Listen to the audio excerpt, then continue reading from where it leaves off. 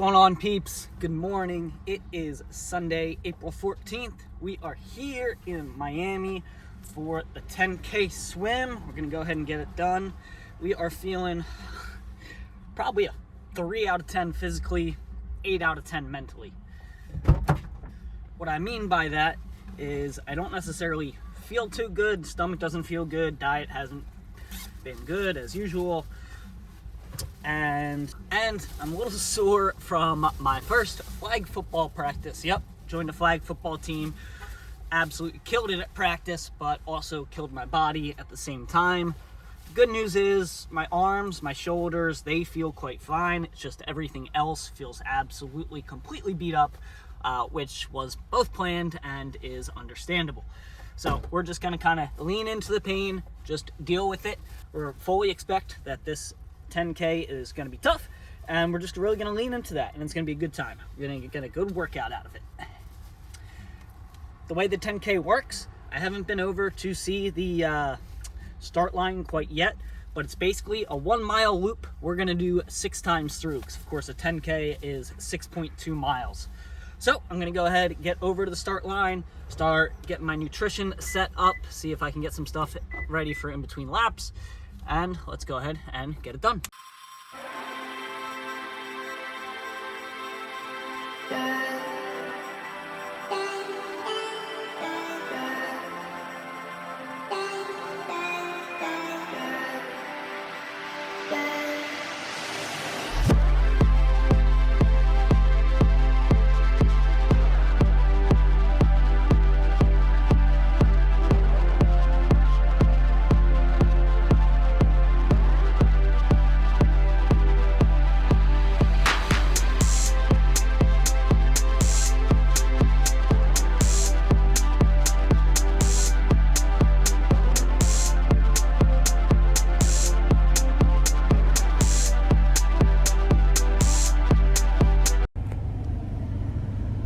Well, y'all, we are paying to learn some very expensive lessons here, which is a-okay. Little recap on the 10K swim, or rather the 4K swim.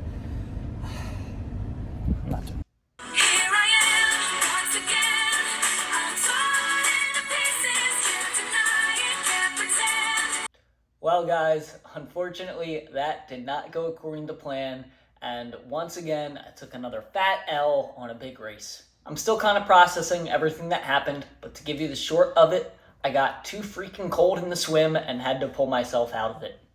I never would have expected that I'd have to wear a wetsuit for a mid-April race here in South Florida, but the weather conditions were a little bit weird, and I'm starting to feel like I'm making excuses or I'm being Goldilocks here because my last race was too hot and humid, and this one was too cold.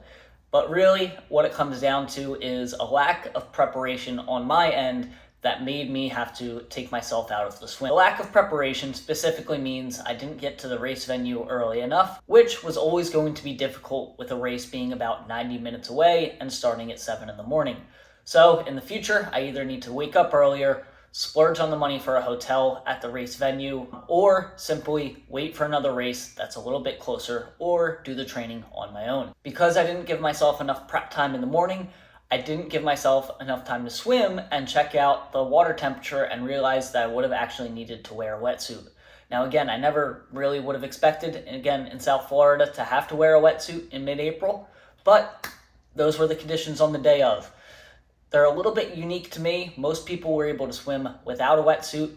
I have never tested above 5% body fat, and that is one of the things that I'm going to have to work towards physiologically, as well as with my training volume and intensity as we get closer to swimming the English Channel as part of the Arc Triathlon. So what actually happened during the race is the first lap, the first mile, I was absolutely frigid, which is normal for a swim. Anytime I get in the water, I'm going to be cold for the entirety of my warm-up and possibly beyond. But I just never got any warmer, and in fact, just kept getting colder. So when I passed the dock at the first lap, I was debating whether I could keep going or not and decided to try to muscle through. Then when I got to the first half of the second lap, so around 3,000 yards in, I decided to cut across to the bank of the bay, climb out, grab my backpack, grab my keys, and grab my wetsuit from my car. I decided at that point I wasn't worried about the race, which I wasn't really too worried about it to begin with. I just wanted to go ahead and finish that 10K and get the workout in.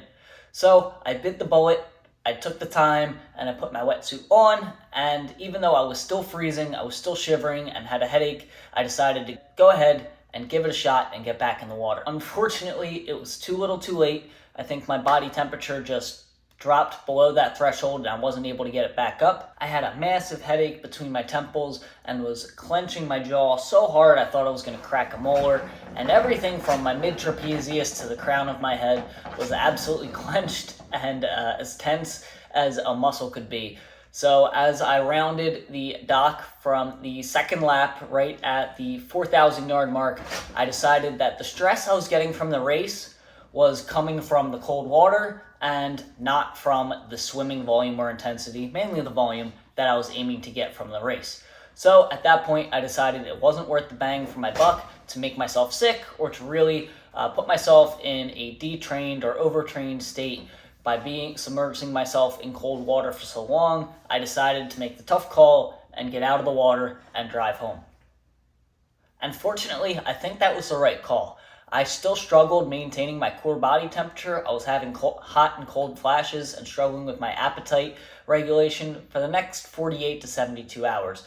So all in all, it's definitely a loss. I definitely made some mistakes and definitely have some lessons to learn, but I won't call it a failure. I'm absolutely frustrated that my last two races haven't gone according to plan, and this is actually a trend that I've seen in my last couple races before I started filming for Project Endure. And still, that's A-okay, because it doesn't matter how many times you get knocked down, it's how many times you get back up. Especially in the context of me knowing what I'm capable of in terms of my physical abilities and my training, I still know I'm going to get through the Arch to Arc in just over a year's time. I just need to keep putting those lessons in, keep putting these workouts in, keep getting this content out, and figuring out more ways to reach you guys, more people, and get more donations. So I'm definitely struggling, but that's what the name of the game is. We're going to keep working hard, and we're going to keep moving on.